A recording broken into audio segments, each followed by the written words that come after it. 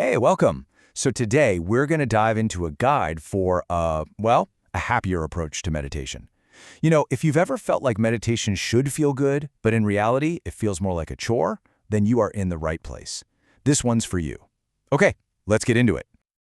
Let's be real for a second. For a lot of us, sitting down to meditate isn't always this blissful, peaceful experience, right? Your mind is racing, you've got an itch on your nose, your leg is falling asleep, and you're just sitting there wondering, am I even doing this right? It can feel like a genuine fight with your own mind. But what if I told you it doesn't have to be like that at all? So to find this happier way, we really have to go back to the beginning. And our source material here suggests that the way most of us think about mindfulness might be missing a really key piece of the puzzle, a piece that might be causing all that struggle in the first place. Okay, so here's the first big mix-up. A lot of us were taught that mindfulness means this intense, one-pointed concentration. You have to wrestle your attention onto your breath and just hold it there, no matter what. But the guide we're looking at points to early texts where the Buddha actually found that this approach, well, it wasn't the final answer. Sure, it can quiet the mind, but it doesn't really get to the root of things. So if it's not about forcing your focus, then what is it?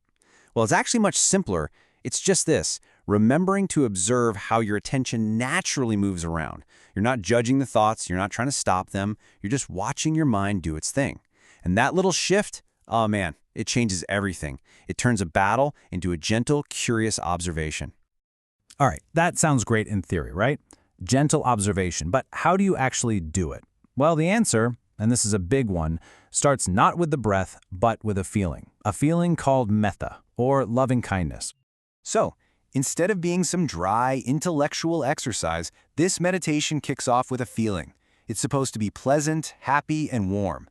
That simple change makes the whole thing so much easier and, let's be honest, way more enjoyable. It becomes something you can actually look forward to doing.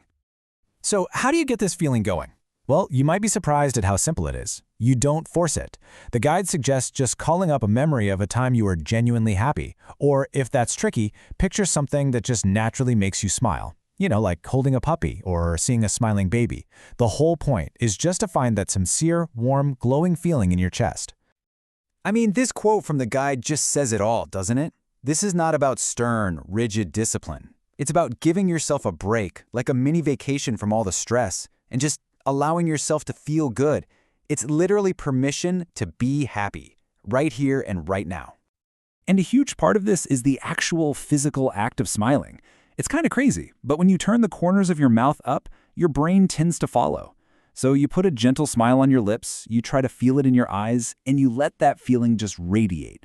Even if it feels a little fake at first, it genuinely helps lift your whole state of mind.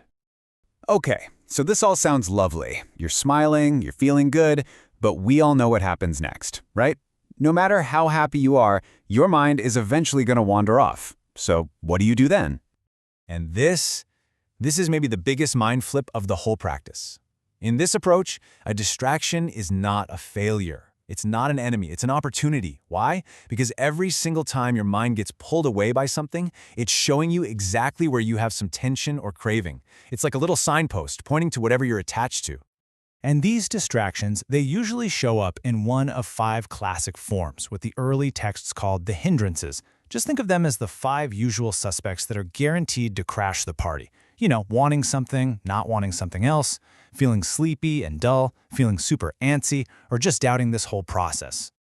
So you've got these hindrances, these familiar troublemakers showing up. How do you work with them without getting into a big fight in your head? Well, the guide gives us this incredibly elegant and powerful tool called the 6 R's. And this really is the secret. This is the core mechanic of the whole practice. It's a simple, repeatable little process for what you do the moment you realize you're not meditating anymore. You're actually planning tomorrow's lunch. So here it is, the 6 R's. Recognize, release, relax, re-smile, return, and repeat. And just listen to how gentle this whole process is. There's no forcing, there's no criticizing yourself. You just gently notice, oh, I'm thinking. You let the thought be, you relax any tightness that came with it, you put the smile back on, and you gently come back to that good feeling. And you just do that over and over and over again. Now, of all those steps, the guide points to number 3, relax, as the absolute secret sauce. It's called the missing step because it's often left out of other instructions. See, when a distraction pulls you away, it creates this little bit of tension in your mind. And actively relaxing that tension is how you let go of the craving right at its root. That moment of relaxation, that's where the freedom is. So, what's the end game here? Where does this simple, smiling practice actually lead? Well, it's not just about feeling good for 30 minutes. It's the beginning of a pretty profound journey. And here's where it gets really beautiful. As your practice of just feeling this simple loving kindness gets deeper, it starts to naturally evolve into these other amazing states. It becomes compassion when you think of someone who's suffering. It becomes joy when you think of someone else's happiness. And eventually it leads to this unshakable balance called equanimity. You don't even have to try. These qualities just start to bloom on their own.